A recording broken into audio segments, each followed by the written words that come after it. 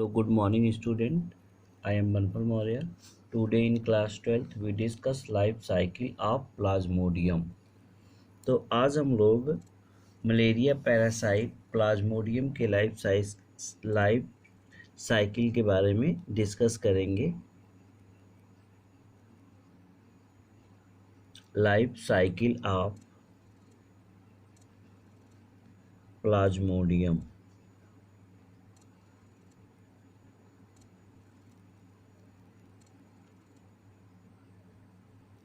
ठीक है, तो जो प्लाज्मोडियम प्रोटोजोन पैरासाइट होता है जिसके द्वारा मलेरिया डिजीज काज्ड की जाती है, इस प्लाज्मोडियम की लाइफ साइकिल डाइजेनेटिक होती है।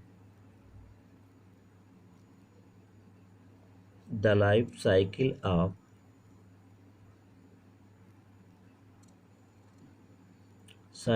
ऑफ प्लाज्मोडियम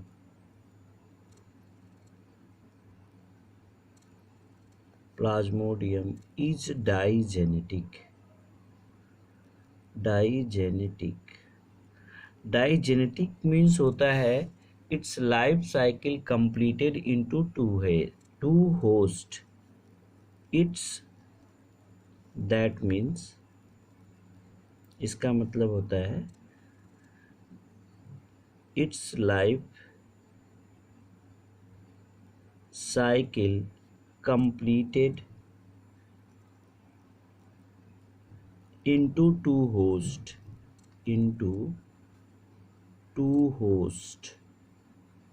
इनकी लाइफ साइकिल दो होस्ट में कंप्लीटेड होती है, ह्यूमन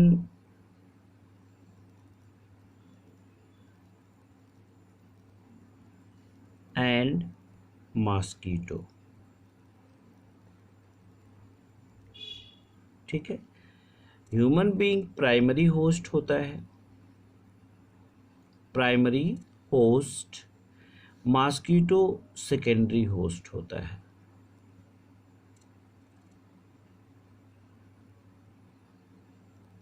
सेकेंडरी होस्ट, तो प्राइमरी होस्ट ह्यूमन बीइंग्स है और सेकेंडरी होस्ट क्या है? मॉस्किटो है। तो यहाँ पे हम देखेंगे कि ये किस प्रकार से, अब यहाँ हम देखेंगे the infected female anopheles mosquito transfer the infectious form of Plasmodium. यहाँ हम कह सकते हैं the infected female anopheles mosquito, the infected female Anopheles mosquito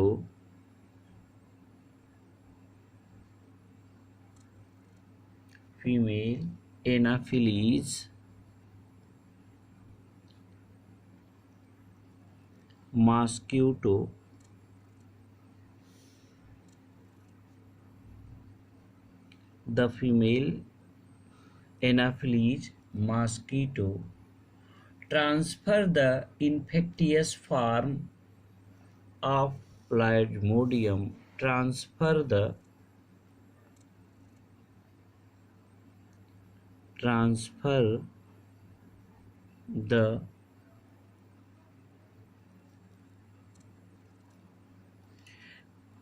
infectious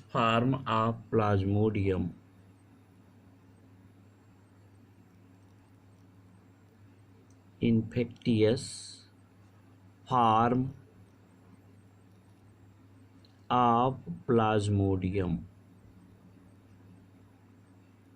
Plasmodium की इन्फेक्टेड फॉर्म को क्या करते हैं? ट्रांसमिट करते हैं, और ये इन्फेक्टेड फॉर्म होता है स्पोरोजोएट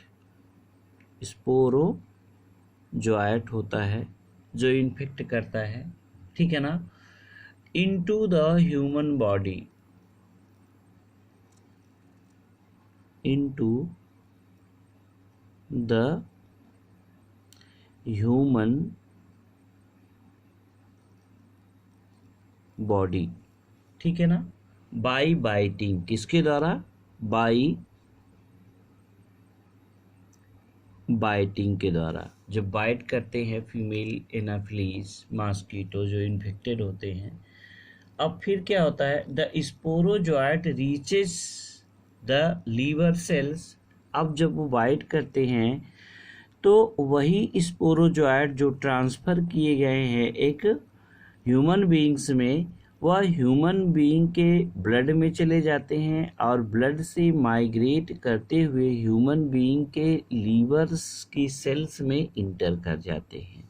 ठीक है, तो यहाँ हम कह सकते हैं कि the sporozoite reaches the liver cells. The sporozoite reaches या रीच हम कह सकते हैं द लीवर सेल्स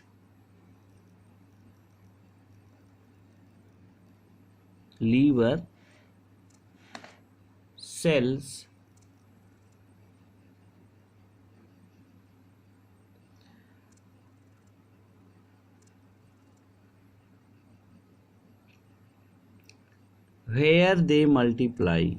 वहाँ पे पहुँचने के बाद where they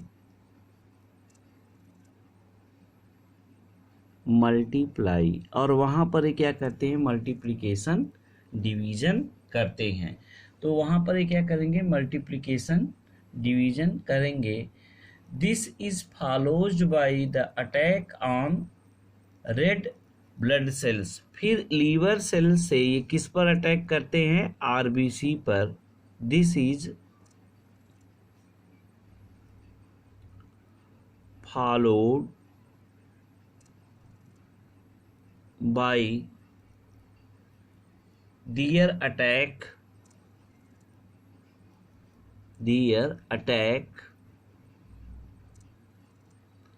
on RBC cell।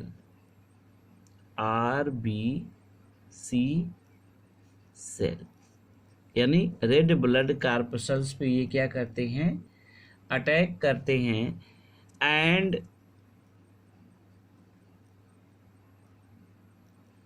Rapture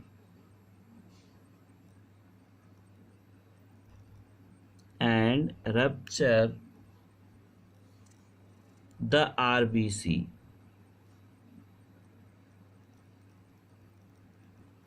और जब आरबीसी पर अटैक करते हैं तो आरबीसी को ये क्या कर देते हैं? रैप्चर कर देते हैं। रैप्चर आरबीसी रिलीज करती है, then the rupture RBC released a toxic substance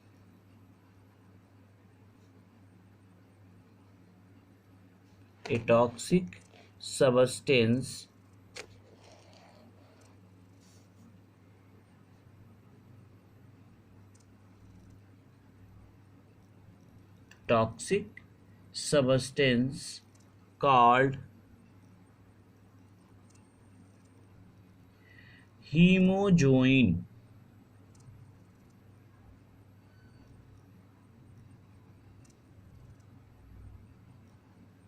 toxic substance को रिलीज करते जिसको हम क्या कहते हैं? Hemozoin.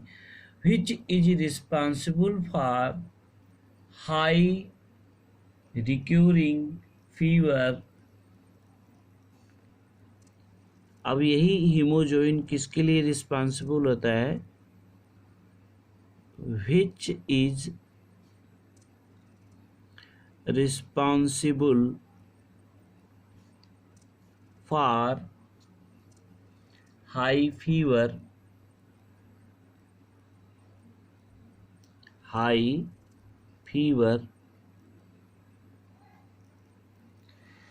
chill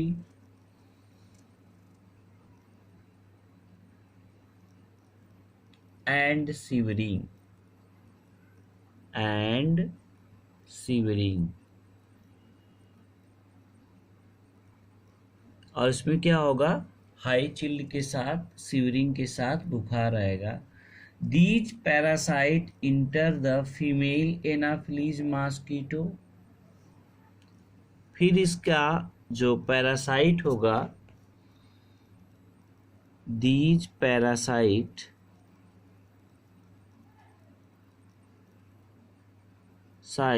enter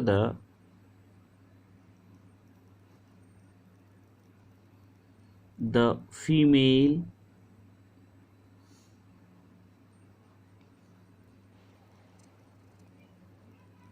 these parasite enter the female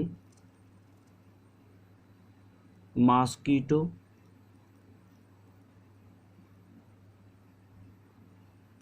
during blood sucking। blood sucking, ठीक है। एंड इन्फेक्टेड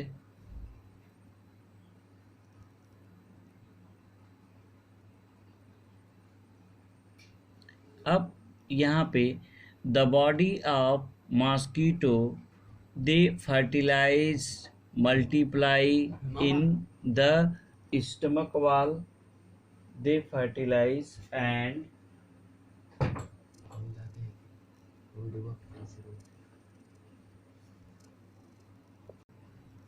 ठीक है ना, ड्यूरिंग ब्लड सकिंग, ठीक है ना। अब ये क्या होता है कि the body of mosquito they fertilize and multiply in the stomach wall, यानी जो बॉडी होती है मॉस्किटो की, the body of mosquito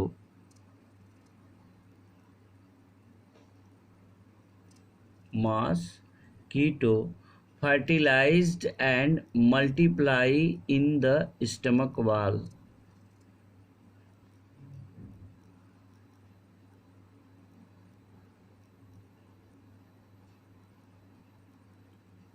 fertilized and multiply into the stomach wall of mosquito। यानी फर्टिलाइजेशन का जो प्रोसेस होता है वो कहाँ पर होता है कि स्टमक की वाल में होता है मॉस्किटो के, ठीक है। तो इस प्रकार से हम कह सकते हैं now sporozoite are form and store into the gut cavity of mosquito. और यह फिर स्पोरोजोइट बन जाते हैं और यही स्पोरोजोइट मॉस्किटो के सलाइवरी ग्लैंड में स्टोर हो जाते हैं and then it again transfer the sporozoite form of plasmodium into next normal person. तो इस प्रकार से इसकी लाइफ साइकिल क्या होती है, चलती है। अब यहाँ पे हम डायग्राम में देखेंगे किस प्रकार से होता है, ठीक है।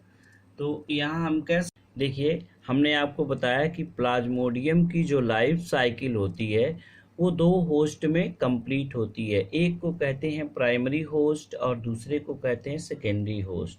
तो प्राइमरी होस्ट ह्यूमन बीइंग्स होता है, secondary host female anopheles mosquito होती है, मलेरिया पैरासाइट का, ठीक है। और जो कार्य किया जाता है प्लाज्मोडियम के द्वारा। तो कोई भी इन्फेक्टेड मॉस्किटो लाइक दैट, ये इन्फेक्टेड मॉस्किटो है, when these infected mosquito bite the another humans sporozoite inject with the bite.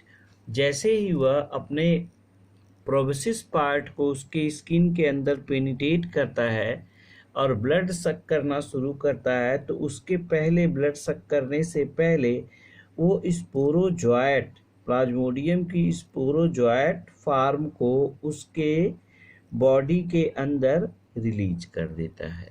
ठीक है, तो बॉडी के अंदर, ह्यूमन बीइंग के बॉडी के अंदर क्या चला गया? स्पोरोजोएट चला गया, और यही उसका इन्फेक्शन है। ठीक है, अब वह स्पोरोजोएट ह्यूमन की बॉडी से उसके ब्लड में चला जाएगा, और ब्लड में जाने के बाद वह ब्लड के थ्रू उसके लीवर की सेल्स में पहुंच जाएगा। ठीक है ना? तो अब यहाँ हम कह सकते हैं parasite sporozoite reaches the liver through the blood. किसके रास्ते से? ब्लड के थ्रू वह लीवर में चला जाता है, और लीवर की सेल्स के अंदर वो पेनिट्रेट करके घुस जाता है। कौन? स्पोरोजोएट। अब जब लीवर के अंदर चला जाएगा, लीवर की सेल्स में इंटर कर जाएगा, तो उस लीवर की सेल्स में ये एसेक्सुअल रिप्रोडक्शन के फलस्वरूप क्या करता है? एसेक्सुअल रिप्रोडक्शन करता है। वहाँ पे आगे हम देखते हैं, इस साइकिल को बढ़ाते हैं। अब वो क्या करेगा कि लीवर की सेल्स में वह रिप्रोडक्शन प्रोसेस शुरू करेगा अपना। ठीक, तो ये किस प्रकार से होता है यहाँ पे हम देखेंगे। ठीक है, तो यहाँ आप देखिए